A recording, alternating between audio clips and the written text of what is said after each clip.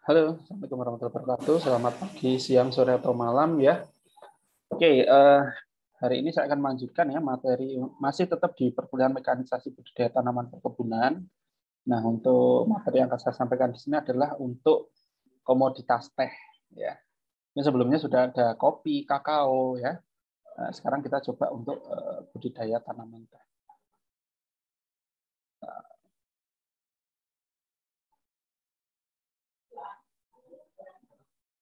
Oke ya, ini adalah tanaman teh ya. Bagi yang belum tahu, tapi saya kira semua udah tahu lah ya. Kalau main-main ke Wonosari atau mungkin main-main ke mana Bantaran, Curah Kencong, Lembang, ya saya kira banyak lah. Banyak di Indonesia ini perkebunan teh, ya terutama adalah di daerah pegunungan, ya karena memang tanaman teh ini memang tumbuh bagus di area pegunungan atau di dataran yang tinggi. Oke, jadi nanti seperti biasa ya di materi yang akan saya sampaikan nanti, saya akan memfokuskan pada aspek mekanisasi pada tahapan-tahapan budidayanya. Ya, jadi aspek mekanisasinya itu apa aja gitu ya. Oke, oke jadi teh atau Camellia sinensis. Jadi kalau ada orang yang namanya camellia, itu artinya adalah teh sebenarnya. Nama dari teh ya. Memang secara umum dikonsumsi sebagai minuman umumnya ya, tapi kan semakin ke sini ternyata teh itu tidak hanya untuk minuman tapi untuk hal-hal yang lain ya, untuk aromaterapi, untuk kosmetik juga ya, seperti itu. Nah, untuk bagian yang dimanfaatkan pucuk ya, pucuk jadi tanaman mudanya, tunasnya yang dimanfaatkan, bukan daun tuanya, bukan, tapi yang muda ya. Umur tanamannya adalah tahunan ya, bahkan menurut informasi yang saya pernah dapatkan pada saat saya bertanya ke perusahaan teh ya, waktu itu saya pernah pernah bertanya, Pak, kira-kira untuk tanaman teh ini umurnya berapa tahun sih? Dan yang cukup menarik adalah bahwa hampir semua tanaman teh yang ada itu adalah peninggalan zaman Belanda ya. Jadi susah sekali kita mendapatkan bahwa ada momen pada saat kita melihat tanaman teh itu ditanam gitu. Hampir hampir hampir nggak pernah gitu ya, karena setahu sepengalaman kami ya, kita main-main ke tempat atau perkebunan teh ya paling ya pemangkasan aja. Jadi tanaman yang dirasa mungkin kurang produktif dipangkas lagi, nanti diharapkan bisa tumbuh cabang-cabang yang baru. Begitu aja terus. Jadi jarang ada yang nanam hingga mulai dari nol gitu ya. Dari benih itu jarang ya. Oke. Kemudian untuk pemanfaatan produknya ya, ada pengolahan teh itu bisa ada teh hitam, teh hijau, atau teh oolong ya. Yang membedakan adalah prosesnya atau proses pengolahannya ya. Seperti itu. Ada yang proses kering, ada proses basah ya. Seperti itu. Kemudian pucuk itu harus bermutu tinggi sehingga teh yang dihasilkan juga harus bermutu tinggi, karena nanti akan ada klasifikasinya gitu. Jadi daun pertama, daun kedua itu ada ada istilahnya sendiri-sendiri ya. Oke. Oke, kemudian pada umumnya tanaman teh itu memang dari daerah subtropis ya, di mana untuk di daerah subtropis itu kan suhu atau iklimnya kan beda ya, lebih dingin lah kira-kira seperti itu. Sehingga ya kalau di Indonesia ya cocoknya di area pegunungan yang secara iklim cocok gitu ya, suhunya dingin ya, kelembapannya juga menyesuaikan gitu ya. Nah, kemudian ini ya, teh itu tidak tahan terhadap kekeringan sehingga dia memang juga cocok ditanam di area yang curah hujannya itu cukup tinggi ya. Maka nggak heran di area puncak ya, di Bogor ya, kemudian di lereng gunung ya yang memang curah hujannya lebih tinggi, itu sekitar 2000 hingga 2500 mm per tahunnya. Jadi memang cukup tinggi ya, cukup tinggi dengan iklim yang dingin. Oke. Oke, jadi kalau kita lihat di sini ya untuk elevasinya antara yang rendah itu 800 ke bawah. Jadi di sini tidak ditulis 0 hingga 800 ya. Artinya memang ya mendekati 800 lah kira-kira seperti itu. Jadi batasnya. Kalau kita cari area 800 mdpl ini ya paling enggak ya di minimal area Batu mungkin ya. Di Kota Batu itu yang 800. Kalau di Malang Kota itu masih 400 meteran gitu ya. Jadi masih harus lebih tinggi lagi. Makanya yang banyak itu kan di lereng Gunung Arjuna sama di lereng Gunung Kawi itu ya, yang mungkin di area sekitaran Malang gitu ya. Kemudian, nah ini yang menarik bahwa tanaman teh itu ternyata bisa dikembangkan atau diperbanyak dengan dua cara ya, generatif dan vegetatif ya. Jadi ternyata ada juga yang nanam teh itu dari biji. Ya nanti mungkin saya akan tunjukkan teh itu ternyata bisa menghasilkan buah kalau dibiarin, nggak dipangkas, nggak dipetik itu ya. Tapi itu jarang sekali. Jadi untuk kebanyakan ya menggunakan stek batang atau mungkin okulasi. Tapi di sini okulasi jarang ya, kebanyakan stek batang itu yang paling mudah gitu ya. Jadi tinggal dipotong, tancepin tanah, udah dia tumbuh gitu ya. Nah ini. Jadi kalau tadi yang teman-teman mungkin penasaran, ini loh, ya, jadi pohon teh itu kalau kita biarkan itu ya setinggi ini, ya pohon gitu ya, tidak pernah dipangkas dan itu nanti menghasilkan buah yang ada bijinya kita tanam bisa. Gitu ya. Cuma ya mungkin jarang sekali kita menggunakan model seperti ini karena juga kurang efektif ya, nunggu tanamannya besar dulu dan lain sebagainya. Sedangkan di stek pun bisa gitu loh. Sehingga kebanyakan mungkin milihnya adalah dengan cara stek batang. Kemudian untuk penanaman di sini ya perlu diperhatikan juga terkait dengan jarak tanam ya. Pembuatan lubang tanam. Jadi kalau untuk pembuatan lubang tanam saya kira tidak perlu sampai menggunakan auger ya karena tanaman teh sendiri tidak sebesar itu batangnya. Jadi mungkin kalaupun menggunakan auger, tapi auger yang mungkin manual, yang seperti kayak kita membuat biopori seperti itu. Mungkin seperti itu. Jadi bukan auger yang menggunakan putaran dari PTO-nya traktor itu saya kira terlalu besar ya. Nah, kemudian untuk jarak tanam yang dikehendaki ini ada berbagai parameter ya, ada dari kemiringan lahan sama jarak tanam. Maka kita butuh pohon itu kira-kira berapa banyak. Kemudian saya kira sama seperti tanaman yang lain bahwa teh, kakao, kopi itu kalau memang ditanam sejak kecil ya dari awal maka dia butuh tanaman pelindung ya. Karena tanaman pelindung ini kan fungsinya ya sekalian untuk naungan, sekalian juga untuk memecah angin gitu ya. Jadi seperti itu ya fungsi dari tanaman pelindung ini. Kemudian untuk pemeliharaan TBM itu artinya adalah tanaman belum menghasilkan. Ada TM, ada TBM. Kalau TBM itu tanaman belum menghasilkan, TM itu tanaman yang menghasilkan. Jadi kalau yang masih TBM artinya ya tahapan-tahapan ini ya harus kita laksanakan ya, ada penyiangan, pembuatan dan pemeliharaan rorak kalau memang ya itu ditanam di area lereng ya otomatis ada elevasi di situ, ada kemiringan sehingga mau nggak mau kita harus buat rorak di situ. Ya.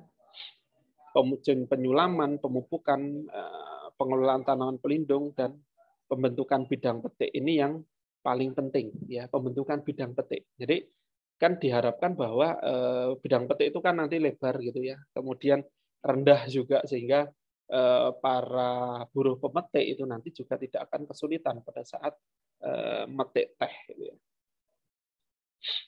Nah, oke, saya kira ini. Nah ini pembentukan bidang petik itu ada dua cara. Ya. Ada yang caranya yang pertama adalah dengan cara dipangkas seperti ini ya. Jadi dipangkas, ya nanti diharapkan dengan cara pemangkasan ini nanti akan ada timbul tunas-tunas baru dan cabang-cabang baru. Jadi untuk memperluas bidang petik ya. Jadi pemangkasan ini memang berulang-ulang. Nanti dia tumbuh cabang 2, pangkas lagi. Tumbuh lagi jadi 8, pangkas lagi sampai benar-benar dirasa cukup ya. Atau kita bisa menggunakan cara perundukan juga. Jadi perundukan ini nanti di ujung tanaman ini biasanya kita ikat gitu ya, kemudian kita kasih pasak gitu, diikatkan di pasak sehingga dia merunduk seperti ini. Nah, merunduk seperti ini nanti di bagian ujung yang paling tinggi itu nanti akan timbul tunas baru. Ya. Jadi perundukan ini memang tujuannya untuk memicu atau merangsang tumbuhnya cabang-cabang baru. Itu juga bisa dengan cara perundukan. Nah, ini umumnya tanaman jeruk ya. Kalau kalian lihat tanaman-tanaman jeruk itu kan sering diikat kemudian dipantek gitu ya. Nah, itu nanti di atasnya itu cabang-cabangnya keluar lagi. Itu caranya ya. Nah ini tadi ya sudah sedikit saya jelaskan kenapa harus dipangkas, karena kalau nggak dipangkas ya tumbuh tinggi. Kayak di gambar yang awal tadi yang bisa sampai ada buahnya gitu ya. Sehingga produksi pucuknya juga sedikit, kemudian manennya juga susah, sehingga itulah kenapa pemangkasan itu cukup penting untuk dilaksanakan. Ya. Jadi tujuan pemangkasan adalah supaya fase pertumbuhan atau perkembangan tetap vegetatif. Jadi ya sudah, ya vegetatif terus gitu loh. Daun aja nggak sampai bentuk bunga maupun buah gitu ya. Jadi fasenya adalah fase untuk membentuk daun terus gitu ya.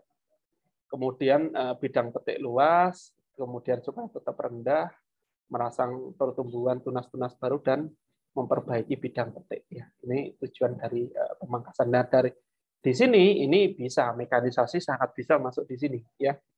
Kita bisa menggunakan alat untuk pangkas ya, itu bisa.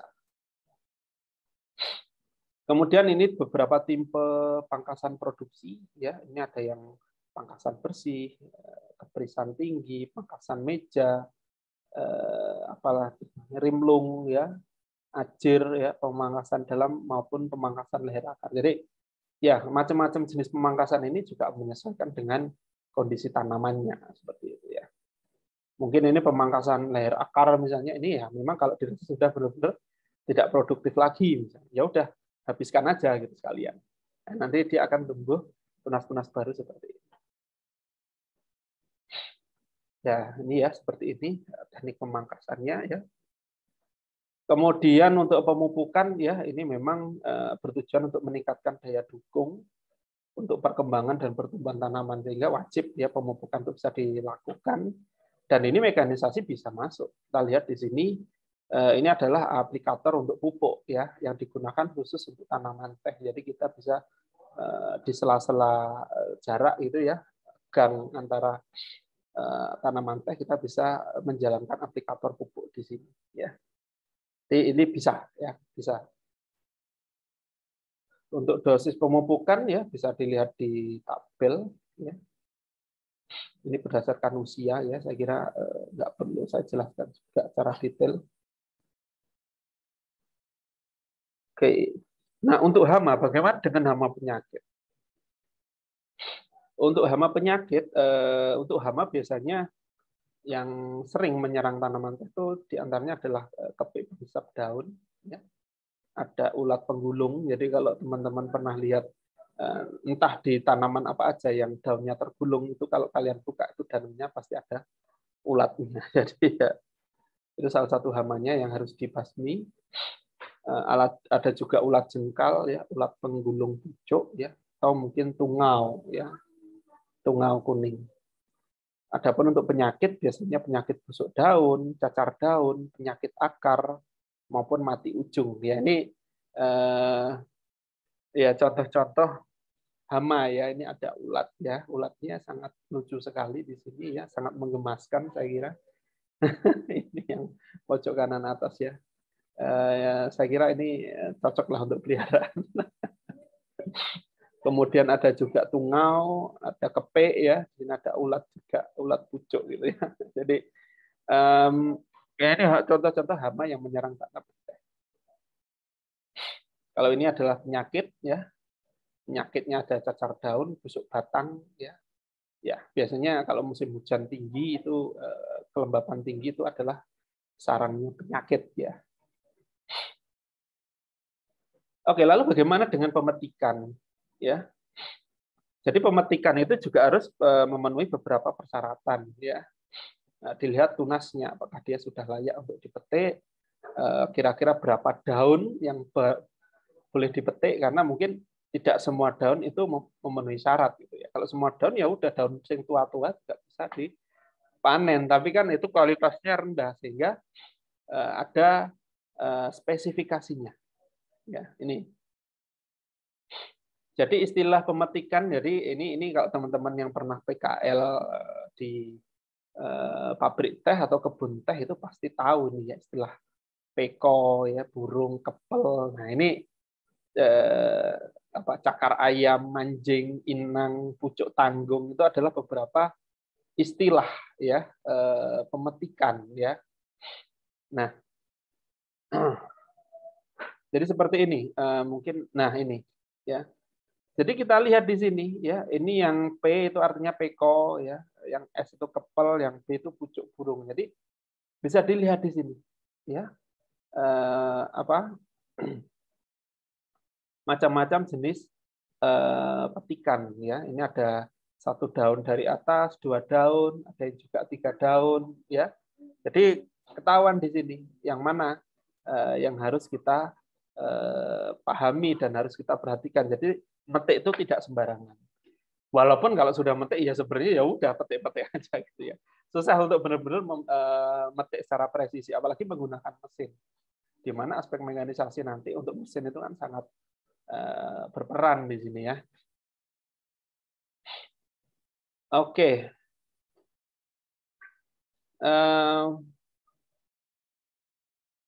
Nah, mungkin kita langsung aja ke penggunaan mesin petik di sini ya.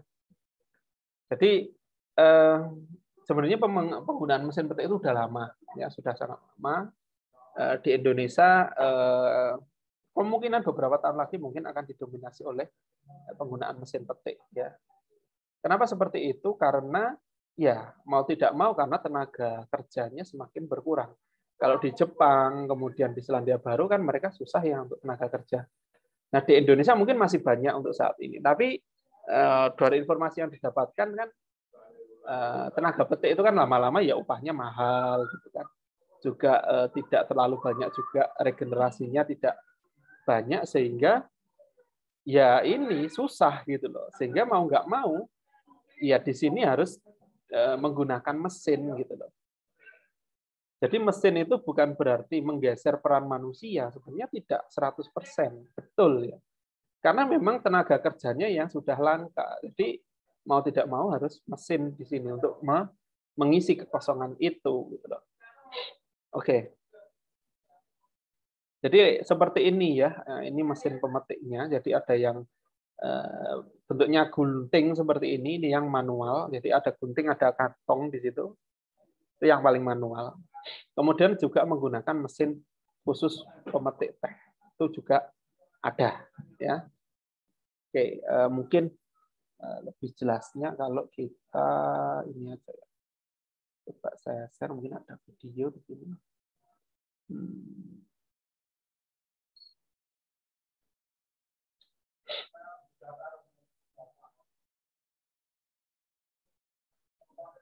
Oke, sebentar ya.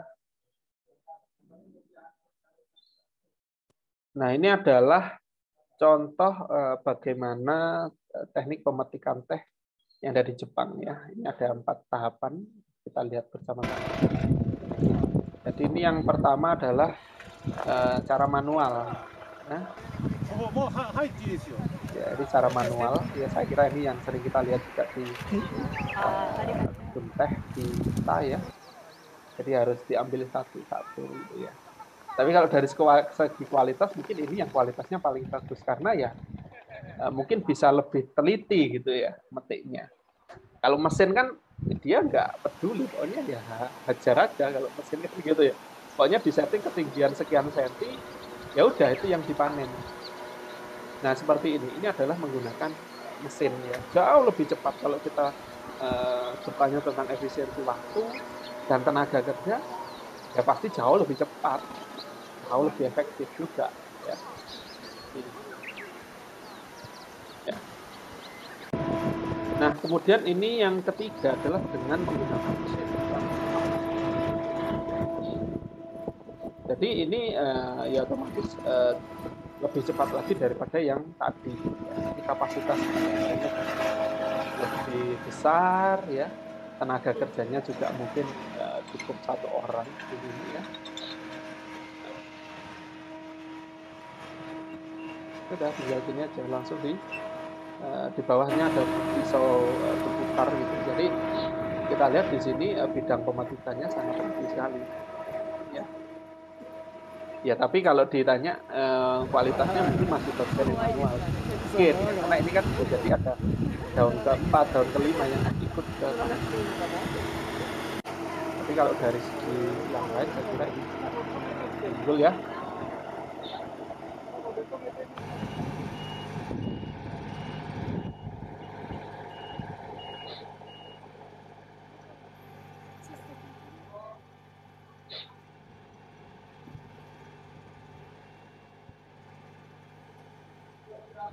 Nah, ya.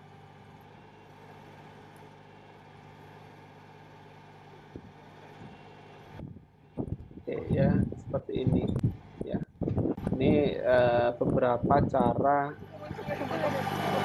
apa tadi ya? Pemanenan teh, ya. Ya. Oke, coba saya cari yang lain, ya. Oke.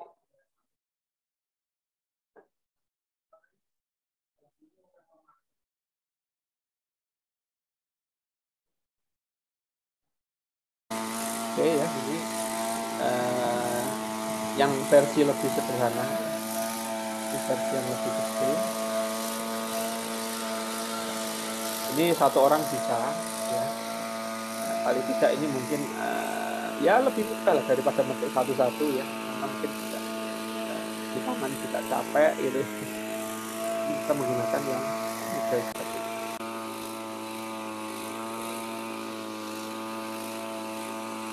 Jadi kalau saya lihat dari orangnya kayaknya orang India, ya. Oke, itu juga untuk mesin. Ini saya kira di pabrik tes di kita juga banyak yang manual pakai pisau, ya, kayak orang ngarit ini, ya. Coba saya ada yang lain apa tidak?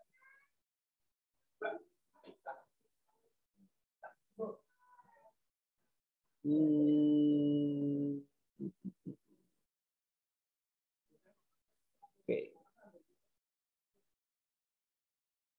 Nah, ini ada lagi video untuk yang pruning, ya, atau pemangkasan, ya.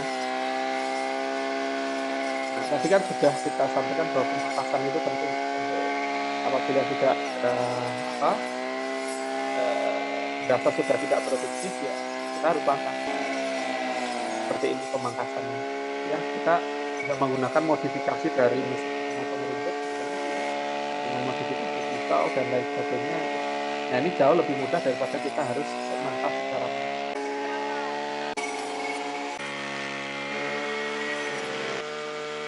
Oke. Oke, ya, saya kira demikian untuk materi teh, ya, untuk teh pada pertemuan hari ini, ya. Terima kasih sudah mengikuti sejak awal, ya. Kita ketemu lagi di materi-materi saya berikutnya. Terima kasih. Saya akhiri. Wassalamualaikum warahmatullahi wabarakatuh. Ciao.